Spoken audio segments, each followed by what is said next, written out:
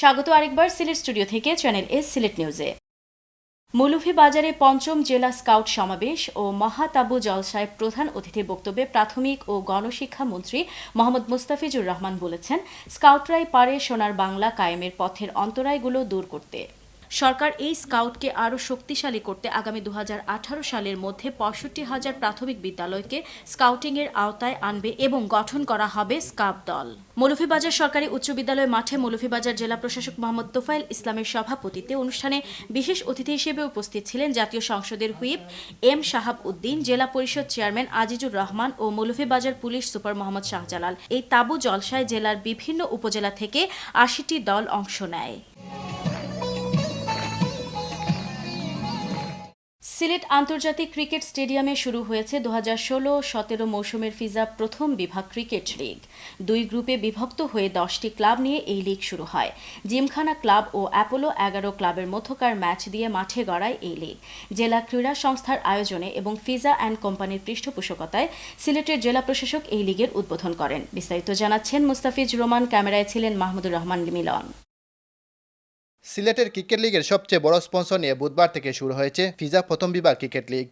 সিলেট আন্তর্জাতিক ক্রিকেট স্টেডিয়ামে বর্তমান চ্যাম্পিয়ন জিমখানা ক্লাব ও অ্যাপোলো 11 ক্লাবের মধ্যকার ম্যাচ দিয়ে মাঠে গড়া এই লিগ। উদ্বোধনী ম্যাচে অ্যাপোলো 11 ক্লাবকে 174 রানে হারিয়ে লিগের শুভ সূচনা করে জিমখানা ক্লাব। নিয়মিত ক্রিকেট লিগ ও টুর্নামেন্ট আয়োজন করা হলে সিলেটের তৃণমূল থেকে ভালো ক্রিকেটাররা বেরিয়ে আসবে বলে জানালেন জাতীয় দলের সাবেক ক্রিকেটার। যদি লিগ কিংবা লিগের সাথে যদি টুর্নামেন্টগুলো হয় সবসময়, তো এটা থেকে আরও ভালো আসবে। আর স্বল্প সময়ে যাতে লিগ সম্পন্ন করা যায় সেজন্য 10টি ক্লাবকে দুটি গ্রুপে বিভক্ত করা হয়েছে বলে জানান লিগ কমিটির সম্পাদক। দুইটি গ্রুপে বিভক্ত করে আমরা এবার লিগটা চালু করছি এবং খুব তাড়াতাড়ি এটা যাতে শেষ করা যায়, যাতে বৃষ্টি সিজন না আসে, তাড়াতাড়ি শেষ করার চেষ্টা করতেছি। প্রিমিয়ার ডিভিশন ফুটবলের কারণে ক্রিকেট লিগ শুরু করতে দেরি হয়েছে, তবে আগামীতে নির্ধারিত সময়ে ক্রিকেট লিগ শুরু হবে বলে জানান জেলা ক্রীড়া সংস্থার সাধারণ সম্পাদক। সিলেটে মাঠের সমস্যা, এর আগে আমাদের প্রিমিয়ার ফুটবল লিগ ছিল, এর জন্য আমরা ক্রিকেট লিগ একটু দেরি হয়ে গেল আরম্ভ করতে। আশা করি আগামী বছর আমরা ডিসেম্বরের থেকেই শুরু করব। নিয়মিত যেন ক্রিকেট লিগ আয়োজন করা হয় এমনটাই প্রত্যাশা ক্রীড়া সংশ্লিষ্টদের।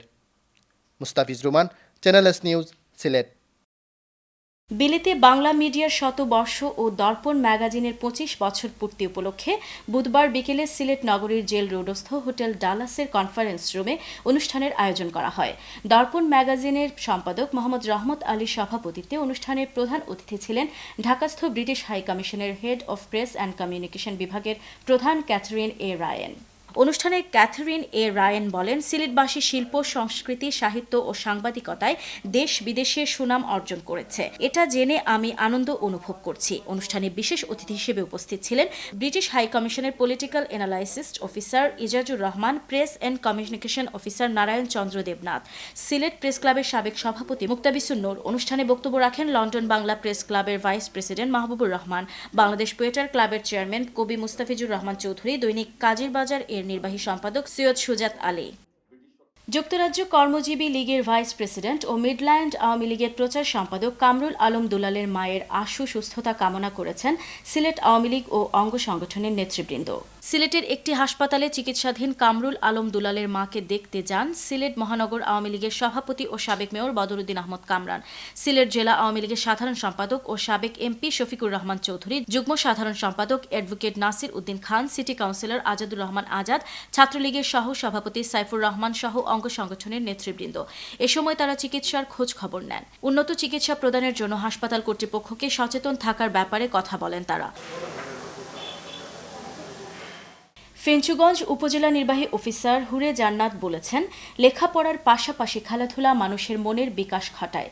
বিশেষ করে যুব সমাজের নৈতিক অবক্ষয় রোধে খেলাধুলা গুরুত্বপূর্ণ ভূমিকা পালন করে। সুস্থ সমাজ বিনির্মাণে যুব সমাজকে খেলাধুলায় উৎসাহিত করতে হবে। সকলের প্রতি এই আহ্বান জানান তিনি ফেঞ্চুগঞ্জের ইসলাম বাজারে মল্লিকপুরে প্রগতি সংঘের আয়োজনে তাসুর আলী ব্যাডমিন্টন টুর্নামেন্টের ফাইনাল খেলা ও পুরস্কার বিতরণী অনুষ্ঠানে প্রধান অতিথির বক্তব্যে এসব কথা বলেন।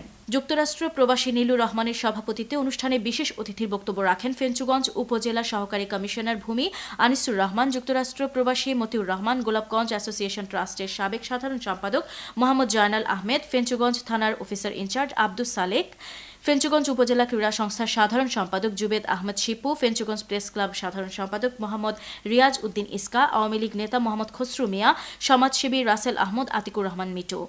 ফাইনাল খেলায় হাজী খলিলুল্লাহ স্মৃতি সংসদ মল্লিকপুরকে হারিয়ে রুজেল জুটি নূরপুর জয়লাভ করে। বিজয়ীদের হাতে প্রথম পুরস্কার 20,000 টাকার প্রাইজ মানি ও দ্বিতীয় পুরস্কার হিসেবে 15,000 টাকার প্রাইজ মানি তুলে দেন উপস্থিত অতিথিবৃন্দ।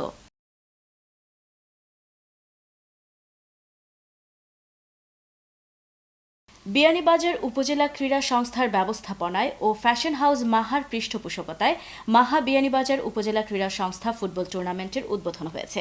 বিয়ানীবাজার উপজেলার পিএইচডি মডেল হাই স্কুল মাঠে টুর্নামেন্টের উদ্বোধন করেন অনুষ্ঠানের প্রধান অতিথি বাংলাদেশ ফুটবল ফেডারেশনের কার্যনির্বাহী পরিষদের সদস্য, সিলেট জেলা ক্রীড়া সংস্থার সাধারণ সম্পাদক ও ডিএফএ সিলেটের প্রেসিডেন্ট মাহিউদ্দিন আহমদ সেলিম। উপজেলা নির্বাহী অফিসার আসাদুজ্জামানের সভাপতিত্বে ও সংস্থার যুগ্ম সম্পাদক মোহাম্মদ নুরুল হকের পরিচালনায় বিশেষ অতিথি ছিলেন উপজেলা চেয়ারম্যান বীর মুক্তিযোদ্ধা আতাউর রহমান খান, উপজেলা আওয়ামী লীগের সভাপতি আব্দুল হাসিব মনিয়া, সহকারী কমিশনার ভূমি মেহেদী হাসান, বিয়ানীবাজার থানার ভারপ্রাপ্ত কর্মকর্তা চন্দন কুমার চক্রবর্তী, সংস্থার সহ সভাপতি আবুল হোসেন খসরু, সাধারণ সম্পাদক ইসলাম উদ্দিন, সদস্য হারুনুর রশিদ দীপু, আব্দুল বাসিত টিপু, উপজেলা vice chairman Rukhsana Begum lima, Awami লীগের সহ সভাপতি আব্দুল আহাদ কলা, সহ সাধারণ সম্পাদক মুস্তাক আহমদ, তথ্য ও গবেষণা সম্পাদক সালেহ আহমদ বাবুল, শিক্ষামন্ত্রীর এপিএস দেওয়ান মাকসুদুল ইসলাম আউয়াল। উদ্বোধনী খেলায় টাই ব্রেকারে আবাহনী ক্রীড়া চক্রকে 3-4 গোলে পরাজিত করে দ্বিতীয় রাউন্ডে উত্তীর্ণ হয় দক্ষিণ ভাগ ফুটবল একাডেমির বড়লেখা দল এবং ম্যান অব দ্য ম্যাচ হন দক্ষিণ ভাগ ফুটবল একাডেমির গোলরক্ষক সাইফুল। মৌলভীবাজারের সামাজিক সংগঠন ইউনাইটেড ক্লাবের ব্যবস্থাপনায় এবং দুর্লভপুর গ্রামের প্রবাসীদের অর্থায়নে এলাকায় অনেক উন্নয়নমূলক কর্মকাণ্ড পরিচালিত হচ্ছে।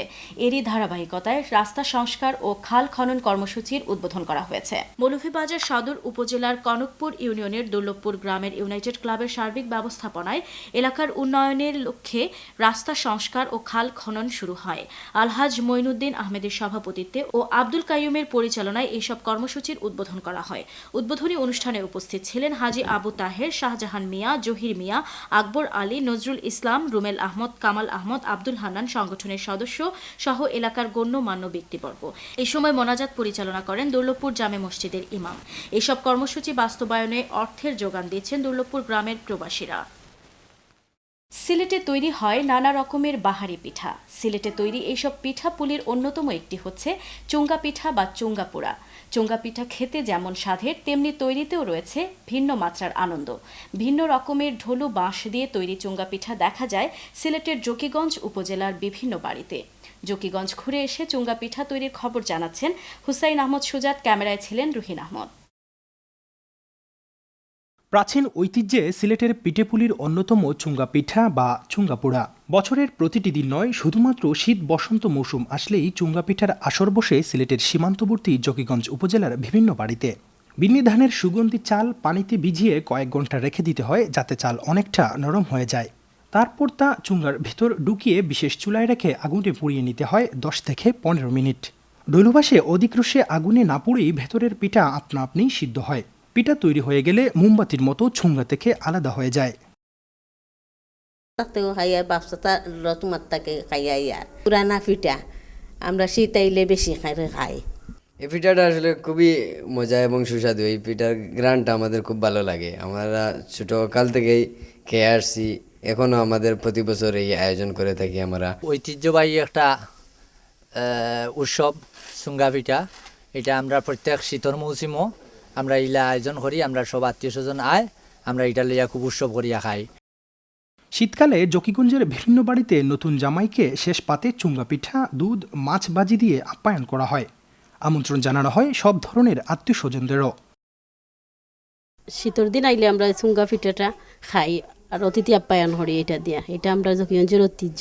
এটা আমরা কিসা বানাইয়া, দুধ দিয়া কিসা বানাইয়া এবং মাছ চাটনি করিয়া, মাংস বুনা করিয়া 3টা আইটেম বানাইয়া এটা আমরা খাই। এটা খাইতে খুব স্বাদ। এক যুগ আগে সিলেটের বিভিন্ন উপজেলায় দেখা যেত চুঙ্গা পিঠার ব্যাপক সমারোহ, কিন্তু এখন তা হাতে গোনা কয়েকটা উপজেলায়। বর্তমান আধুনিক যুগের এই কালের পরিক্রমায় চুঙ্গাপিঠা যেন হারিয়ে না যায়, এজন্য সবাইকে চুঙ্গাপিঠা তৈরিতে উৎসাহী হওয়া প্রয়োজন। বিশেষ নিয়মে তৈরি চুঙ্গাপিঠা স্মরণ করিয়ে দিয়ে বাংলার প্রাচীন যুগের বিভিন্ন স্মৃতি, যা সংরক্ষণ করে রাখতে এগিয়ে আসতে হবে সমাজের সকল মানুষকে।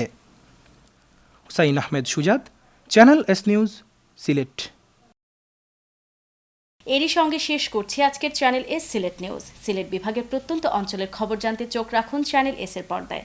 সবাইকে আবারও ধন্যবাদ এতক্ষণ সঙ্গে থাকার জন্য। আল্লাহ হাফেজ।